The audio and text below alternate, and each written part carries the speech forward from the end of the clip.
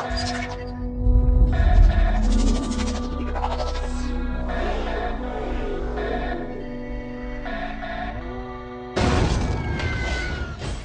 good, YouTube?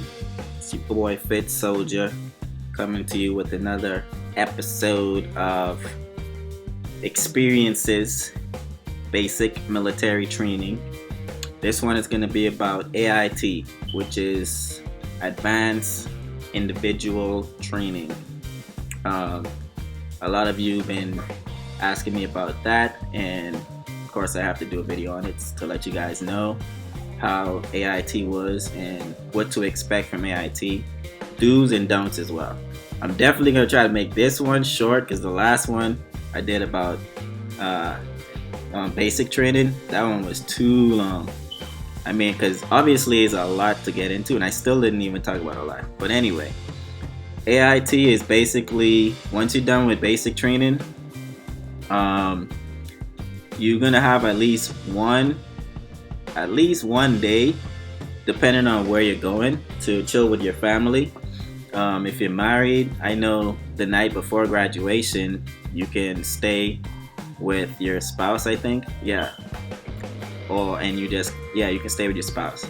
I know a lot of the guys, they were doing that.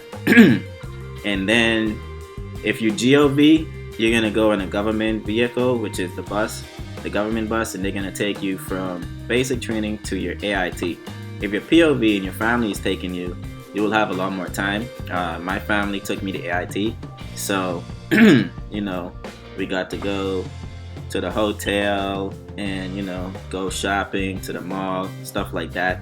And then they took me to AIT, and I still had like 8 hours. No, actually it was like 6 hours left to just play around before I checked in.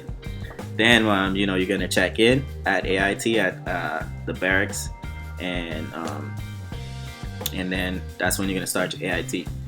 So quick tips for AIT. Again, my MOS is 92 Alpha. That is logistics. So we work at the warehouse. We order everything for the military. Anything you need. It can be computers. It can be vehicles. It can just be paper. If you need paper, pencil, from the smallest thing to the biggest thing. Airplanes is what my job is. That we order everything for units and different people in the military. So that's what my job is. 92 Alpha. And you're gonna be at a warehouse or a quartermaster battalion. You'll be attached to that. So 92 Alpha School is a lot of computer stuff, learning a software that we use. So it was pretty easy, but it was kind of long and boring just because I mean, as you're learning a software and in the military you got to learn everything quickly. So in AIT, I'm speaking for Fort Lee. That's where I was at in AIT. You have classes from Monday through Friday, and every week you have a test on what you learned for that week. So it's very intense. Every week you have a test. Now, if you fail a test, which I would advise you not to do, and to pass the test you have to get an 80 or above, I think. Yeah, it was 80. If you get below an 80, you fail the test. So you have to get an 80 and above on every test to pass. I may be wrong, it may be 70, but I'm pretty sure it's 80 and above on every test. So if you fail a test, you have to start that class all over again. So you don't want to fail your test, and if you fail 2 tests, they will restart you and they'll take you out of that company and send you to another company that's starting all the way back to the beginning.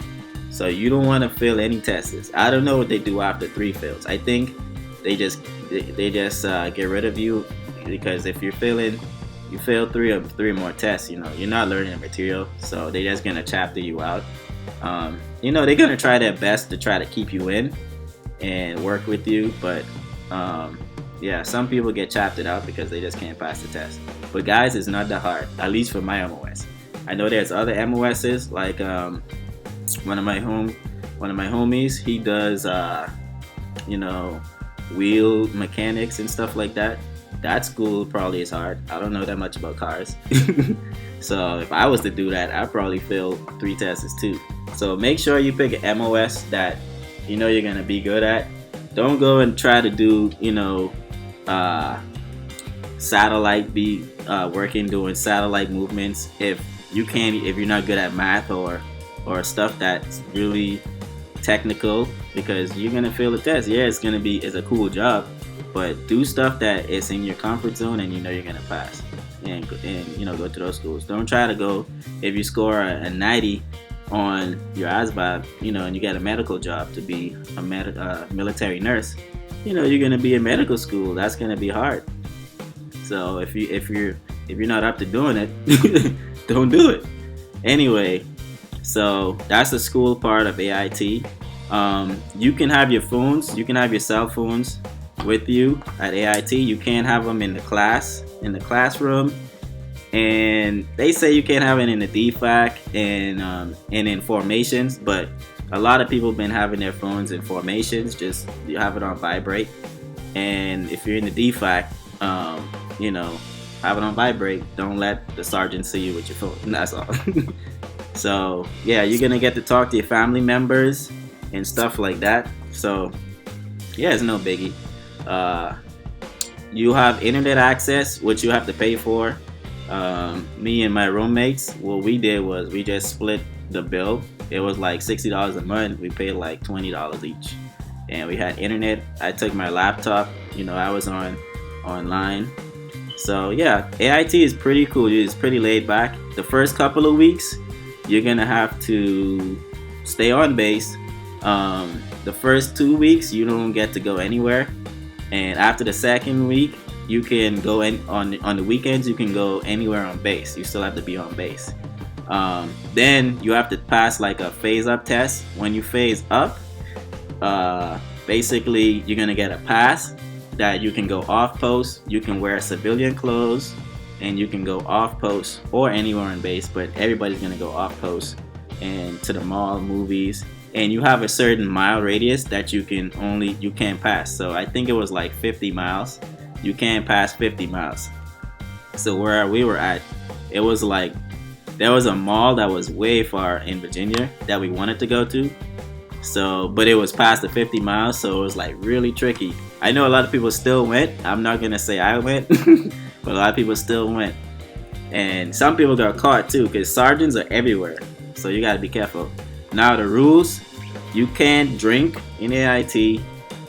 You can smoke, but not in the barracks. And you have to have a smoking pass as well. But you can't smoke in the barracks.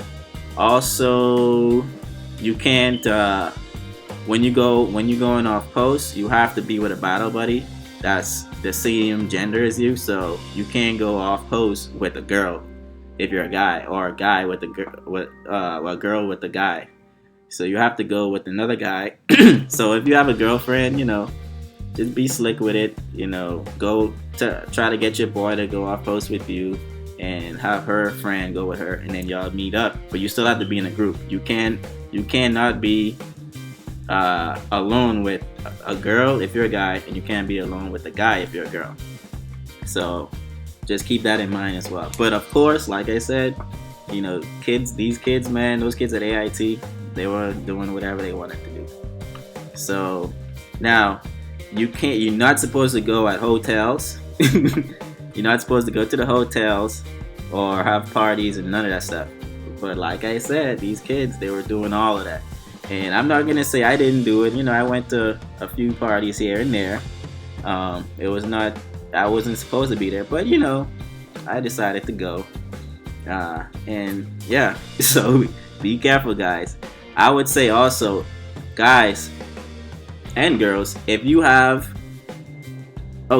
married, make sure your relationship is strong, because a lot of cheating, a lot of stuff goes on in AIT. Like, people be cheating on their husbands, their wives, and especially girlfriends. There's a lot of dead Johns. If you know the Dad John story, just Google it. But yeah, a lot of people, that long distance relationship kills you, especially when you're in training for so long. So a lot of people been getting dumped from their partners back at home, and a lot of people been cheating on their partners that were back at home. And and I'm not saying it's right, but I've seen it with my own eyes. Like guys that I've seen on Facebook, they have a girlfriend, but then I see them going to hotels with girls from AIT and stuff. And but anyway, like I said, if you're in a relationship, it's gonna be really tough. If you get through that in a relationship, then yeah, it's meant to be. So anyway, now obviously, you're in training for so long, you have a lot of money. This is a don't I'm gonna tell you not to do. Okay? Do not go crazy spending money. I've seen a lot of kids. Remember, I was like maybe the second oldest in the whole unit, barracks there, So a lot of the kids were there. You give these kids a couple $1,000s that they got from training, and now you're AIT and you can spend money. These guys were buying Jordans. They went to the mall buying clothes, spending all kind of money, like no saving at all. Like they were buying pizza. Like, come on, guys, save your money, But they were doing it. Now, I'm not gonna say I didn't do it, but I allocated a certain amount of money. I was like, you know what? I'm just gonna spend like maybe $500. I bought a couple of, one pair, two pair of Jordans, shirt here and there, some sweaters, because it was cold. That's about it. So I would say that is a big don't. Don't go ahead spending all kind of money, man. It's not that serious. So yeah, that's it about AIT, man. It's nothing fancy. So you're gonna have fun, and it's gonna be way different from basic training. Nobody's gonna be shouting at you. You wake up on your own. So they're gonna say formation is at 06. Nobody's gonna wake you up. You gotta wake yourself up, and you better not be late to formation. So everything, you're gonna be back into like living the way you should be living in life, but you're still in training. So just take your time, man, and get through it. So enjoy your AIT, guys. If you have any other questions about AIT, just leave them in the comment box below. And yeah, that's basically it, guys. Subscribe, stay focused, stay fit. It's your boy, Fit Soldier.